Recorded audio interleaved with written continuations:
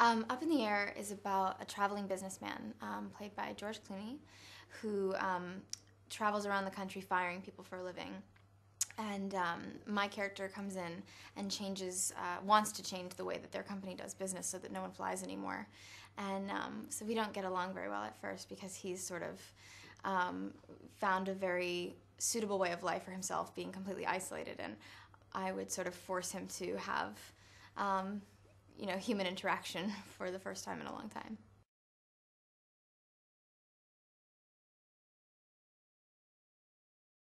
I mean, the script overall is beautiful, and I think the really special thing for me was the idea of a character who's female and 23 and has no romantic storyline, and her character doesn't revolve around a boy, which is incredibly rare for screenplays.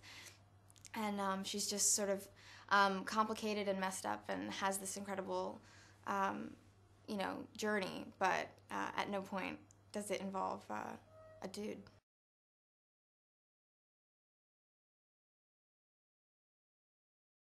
It's terrifying at first, knowing that one of the most famous people in the world is going to work with you every day, or you're going to work with him every day. But he sort of goes out of his way to make people comfortable because, he sort of makes everyone uncomfortable. I think has an incredible skill for making people feel like you've known him forever and it's okay to just be yourself.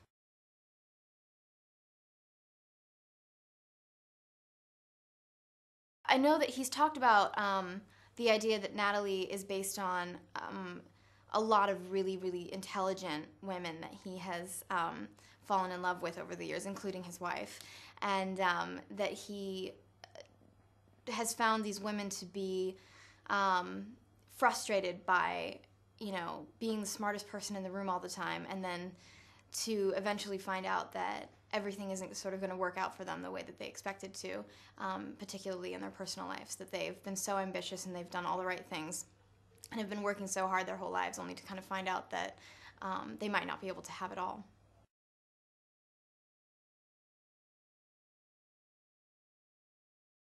I think that, eventually she sort of figures out that what she thinks she wants is probably not the best thing for her.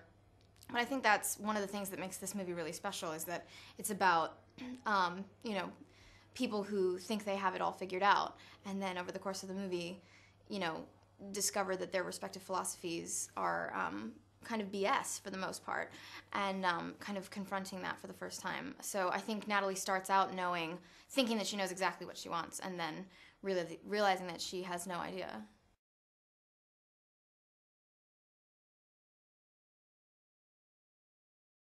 Well, I mean, obviously he has a romantic interest in Alex, and I think that he finds me incredibly annoying, but eventually is sort of forced to be a father figure to me and sort of takes on a paternal role because I kind of break down in the movie. I start out being his nemesis and then sort of, become a little girl in a way over the course of the film. And he's sort of, but, both of those characters are sort of challenging him to grow up.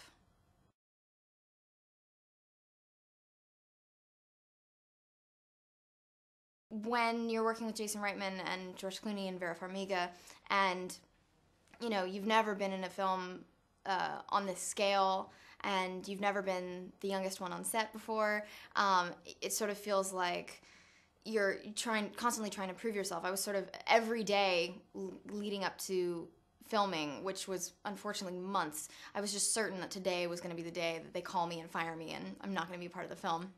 The fittings and the camera tests and the table read, just every day I was like, today's the day, I'm totally getting fired. I have no business in this film. I'm from Maine and I'm in a movie with George Clooney. This makes no sense. But, then you get on set and Jason and George and Vera are so cool, and you just feel like you've known them forever, and, you feel like you have a place working on a film.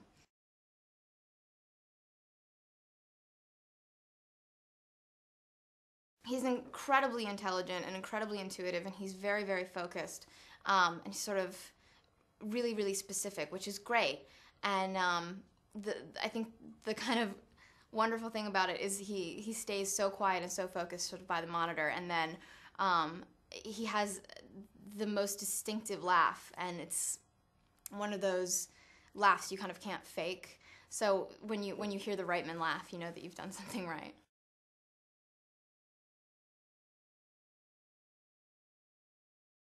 We shot the scenes where we fire J.K. Simmons, and George fires Zach Galifianakis and Tamala Jones.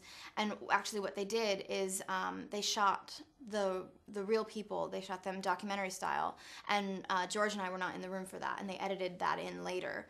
And at one point, actually, because they were doing that while we were filming, and I think the people didn't really know that it was for a film. They didn't know that it was George Clooney, or I think that's how they got such genuine performances out of them, that they were just shooting it like it was a documentary. And and at one point I was sort of thinking like, oh, should I ask to sit in on some of this so I kind of get an idea? It was my sort of, method acting moment. And then I sort of realized how inappropriate it would be for me to use people's real life experiences as my kind of actory research. So I was just sort of surprised and interested to see how it edited together. I think, obviously I think it edited together quite beautifully if you thought we were actually in the room.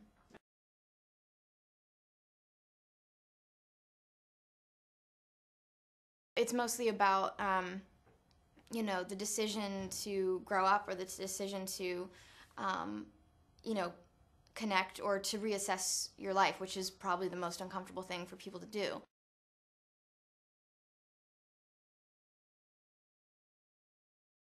Jason had been writing the script for something like 6 years, and it was only when we had this economic downturn that he got it made, and all of a sudden it sort of took on all these new meanings and had all these new layers. But at the end of the day, it's not a film about the recession, or it's not a film about job loss, and so the ideas of growing up and the ideas of connecting with people and reassessing what your priorities are still the same, and it just has this kind of a sort of more emotional and melancholy backdrop.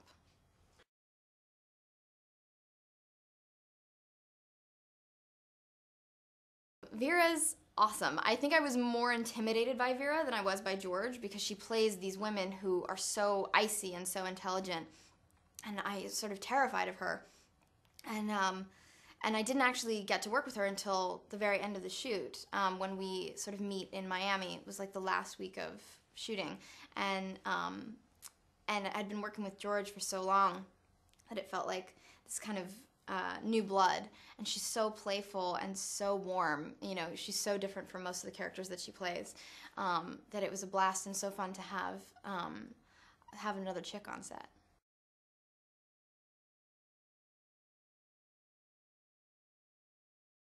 I'd probably go home a lot more. I barely get home. I travel all the time, and the idea of making a trip from Los Angeles to Portland, Maine is sort of exhausting. So I would get home more.